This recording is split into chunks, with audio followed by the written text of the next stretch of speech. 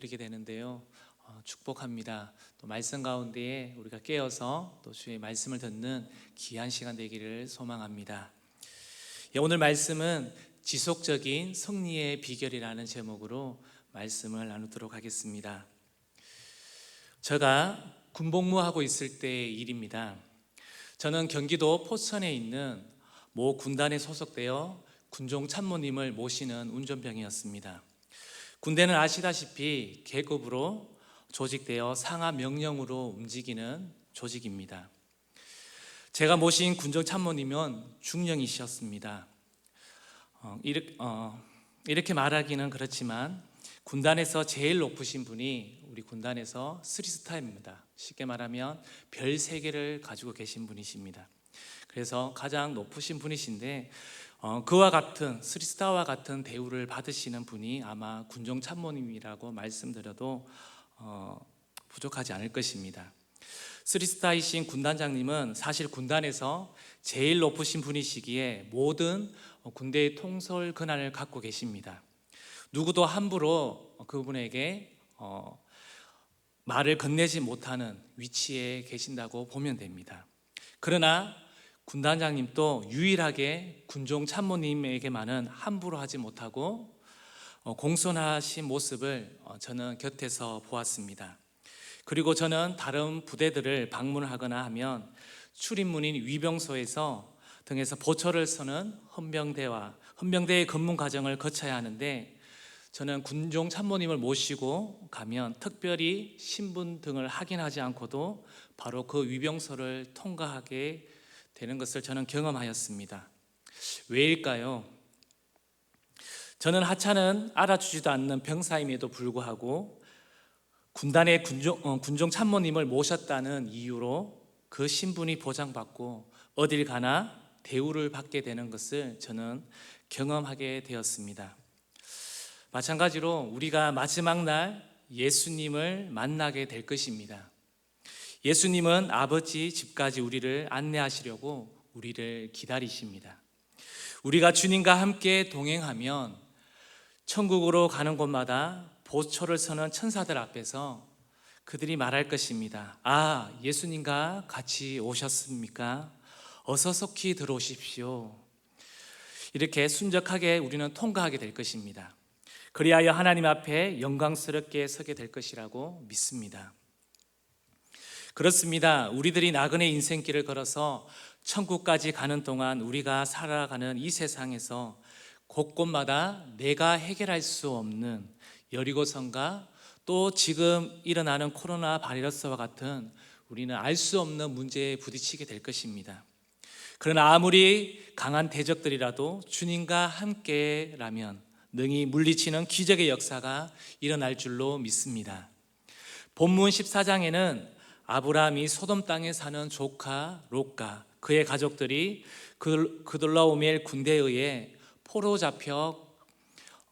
포로되어 끌려간다는 소문을 듣게 되었습니다. 그래서 이 소식을 들은 아브라함은 집에서 평소 기르고 훈련된 사병 318명을 데리고 단과 호박까지 달려가서 죽음을 무릅쓴 전투에서 롯과 그의 가족 그리고 소돔 백성을 구출한 것을 우리는 보게 됩니다. 그곳에서 살려낼 뿐만 아니라 전리품을 갖고 돌아오는 기적 같은 승리를 거두는 이야기가 오늘 14장 후반부 이야기에서 나오고 있습니다. 우리들이 세상의 영적 전투에서 지속적인 승리를 이루려면 어떻게 해야 되는지 계속해서 본문을 통해서 나누도록 하겠습니다. 첫 번째입니다.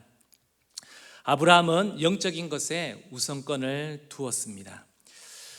조금 전에 읽었는데 17절 18절 말씀을 제가 다시 한번 읽겠습니다. 아브라함이 그들라오멜과 그와 함께한 왕들을 쳐부수고 돌아올 때에 소돔 왕이 사회 골짜기 곧 왕의 골짜기로 나와 그를 영접하였고 살렘 왕 멜기세덱이 떡과 포도주를 가지고 나왔으니 그는 지극히 높으신 하나님의 제사장이었더라 라고 말씀하고 있습니다. 사실 소돔 왕이 먼저 나와 아브라함을 맞이했다고 나옵니다. 아브라함은 백성들의 재물 처리와 그리고 사무 정리를 위해 먼저 소돔 왕을 만나야 하겠으나 그렇게 했더라면 어쩌면 아브라함은 물질 문제에 실패했을지도 모를 것입니다. 그래서 아브라함은 먼저 살렘 왕 멜기세덱 제사장을 만났습니다. 그리고 그를 통해 떡과 포도주를 받고 축복의 말씀과 그리고 축도를 받게 됩니다. 또한 그가 대적을 통해 얻은 10분의 1을 멜기세덱에게 드리기도 했습니다. 쉽게 말하자면 어느 날 성도님들 집에 대구 시장님과 목사님이 거의 같은 시간에 그 집에 방문했다고 한번 생각해 보십시오. 그런데 시장님은 잠시 거실에 앉아 기다리라 하고 목사님을 먼저 모시고 안방에 가서 예배 드리고 난 후에 그 후에 대구 시장님을 만나 일 처리를 한다는 뜻과 비슷한 내용입니다. 이것이 바로 성도가 승리하는 비결입니다.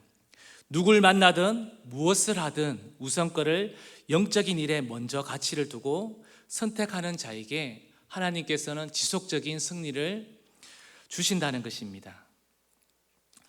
한 소년이 1837년 2월 5일 미국 매사추세츠주 노드필드에서 가난한 가정의 여섯째 아들로 태어났습니다.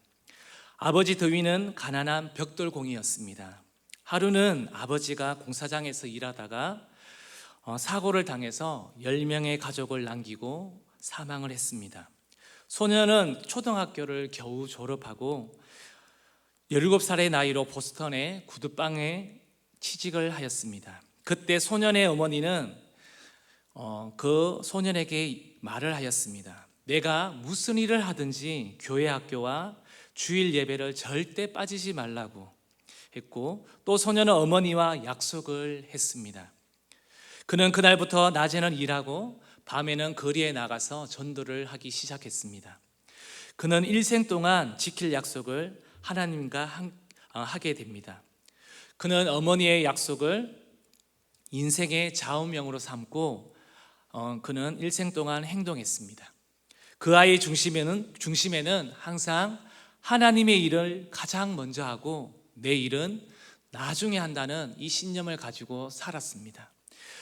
바로 이 소년이 자라서 미국을 뒤흔드는 유명한 설교자 D.L. 무디였습니다. 불을 뿜는 그의 설교를 듣고 수많은 사람이 회개하고 하나님께로 돌아왔습니다. 무디는 영국 런던에서만 285차례의 대형 집회를 열었습니다.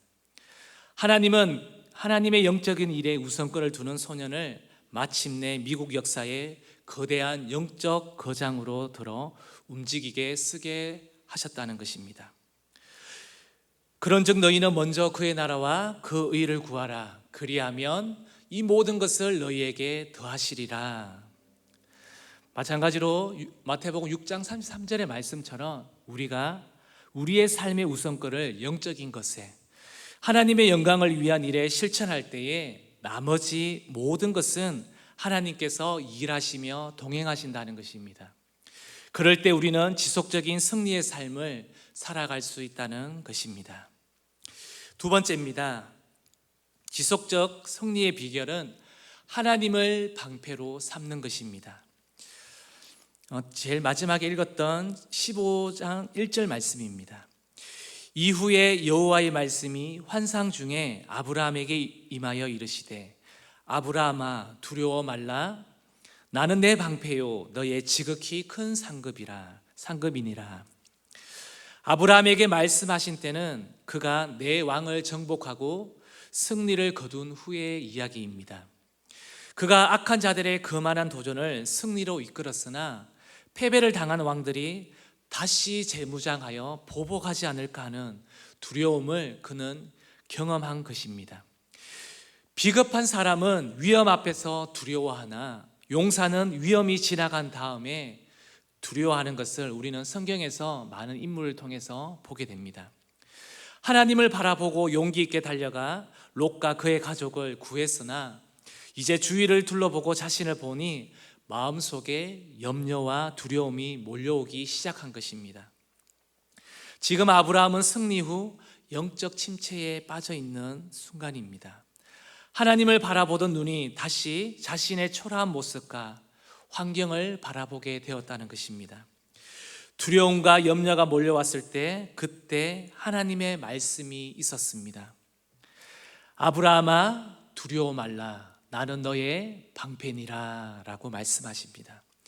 출애굽기 14장에 보면 모세가 구름 기둥의 인도를 받아 이스라엘 백성들을 데리고 출애굽하여 홍해 바다 앞에 이르렀을 때 바로가 애굽 모든 마병을 거느리고 그들을 잡으려고 달려왔습니다.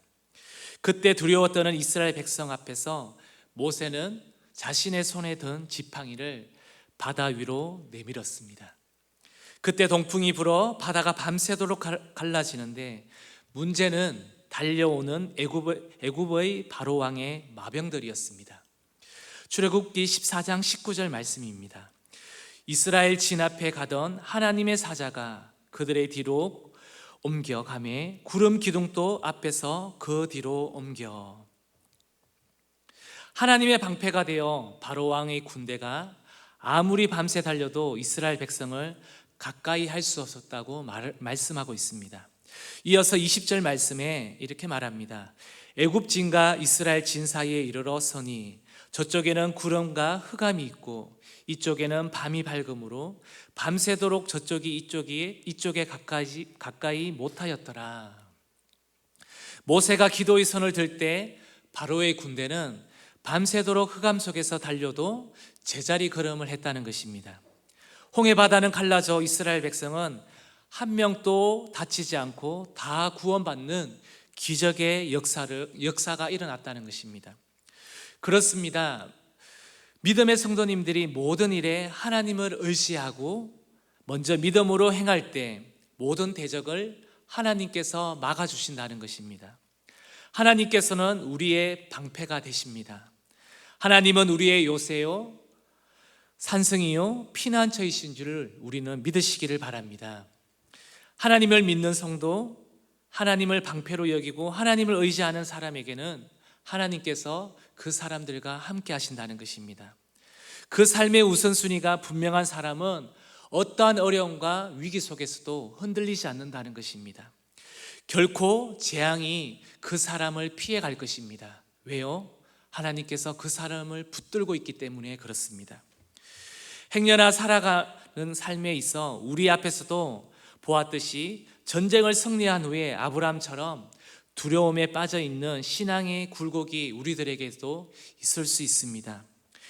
베드로처럼 물 위를 걷다가도 순식간에 우리는 물에 빠져버릴 수 있습니다. 그때마다 주님은 찾아오셔서 우리의 손을 붙들어 주십니다. 두려워 말라, 내가 누구누구의 방패가 된다 라고 말씀하십니다. 이렇게 지속적인 승리는 주님께서 찾아오셔서 두려워하는 우리에게 방패가 되어 주실 때 이루어 주시는 것입니다. 이제 말씀을 정리하겠습니다. 우리들의 삶 속에는 언제나 우선권을 하나님께 두시기를 소망합니다. 모두가 지금 일어나는 뉴스를 보게 되면 개인도 그렇고 교회적으로 보아도 그렇고 희망과 소망보다는 절망적인 기사들이 우리 눈에 먼저 띄는 것을 우리는 보게 됩니다. 그러나 어려움 속에서도 주를 바라보시기를 바랍니다. 여호와를 사랑하는 자들에게는 생애 끝날까지 주님께서 우리에게 계속해서 말씀하십니다. 두려워하지 말라고 말씀하십니다. 네가 어떤 두려움 속에서, 네가 지금 죽음을 앞둔 어떤 그런 병상에 있다 할지라도 두려워하지 말라고 말씀하십니다. 그리고 하나님께서 보호하신다고 분명히 말씀하십니다. 오늘 아브라함에게 승리를 맛본 후에 그 두려움과 초조함 속에 있을 때 하나님께서 지속적인 승리는 네가 붙드는 것이 아니라 내가 너에게 그 두려움을 제거하고 내가 너를 붙드는 그 힘을 내가 준다는 것입니다. 우리가 이스라엘 백성들이 출애굽할 때 기억하십시오. 분명히 그들은 문설주에 그 양의 피를 발랐습니다. 그때 이집트에 있는 모든 그 애굽 사람들은 하나님께서 다 진멸하셨지만 하나님께서는 그 문설주에 피를 바른 그 백성들은 한 사람도 죽지 않고 보호하셨다는 것입니다. 이것이 무엇이겠습니까? 오늘날 우리가 살아가는 우리 성도들에게 주시는 메시지인 것입니다. 두려워 떨 필요가 없습니다. 우리는 어린 양 예수 그리스도가 있기 때문에 그렇습니다. 이것이 기적을 일으키는 바로 승리를 하나님께서 우리에게 주신다는 것입니다. 이 승리의 삶이 오늘 이 새벽에 영상을 통해서 보시는 우리 모든 성도님들에게도 가득 넘치시기를 소망합니다. 우리 기도하겠습니다. 오늘 말씀 제목처럼 지속적인 승리의 비결이 무엇이겠습니까? 지금 우리는 우리의 상황이 온라인으로 드릴 수밖에 없는 예배의 상황이지만 예배가 무너지는 것이 아니라 이 상황 속에서도 지속적인 승리의 비결은 아브라함처럼 영적인 우선권을 주님께 드리는 것입니다. 하나님, 나의 영적인 우선권을 주님께 드리게 하여 주시옵소서. 이렇게 또 한 가지 기도했으면 좋겠고요. 또 앞으로 더 어떤 어려움이 우리에게 찾아온다 할지라도 우리는 이제 이번 이 코로나 사건을 겪으면서 다들 생각하실 것입니다. 앞으로 이러한 어려움들은 계속해서 우리의 주변에 있을 것이라고 주변의 많은 근위자들은 말합니다. 그렇지만 우리는 두려워하지 마십시오. 세상 사람들은 두려워 떨고 어떻게 할까? 세상에 백신이 없을까? 그것을 찾지만 우리에게는 말씀의 백신이 있습니다. 이것을 붙잡으십시오. 기도의 백신이 있습니다. 이것을 붙들 때에 우리는 넘어지지 않습니다. 하나님, 오늘 이 말씀을 붙들고 나아갑니다. 이 새벽에 비록 영상으로 우리 집 거실에서 방에서 예배하지만 하나님, 내가 잠시 짧은 시간이지만 기도할 때에 성령님 역사하여 주시옵소서. 두려워 떨지 않게 하시고 우리 자녀들을 축복하여 주시고 하나님 붙잡아 주시옵소서. 우리 기도하며 나가도록 하겠습니다. 성령님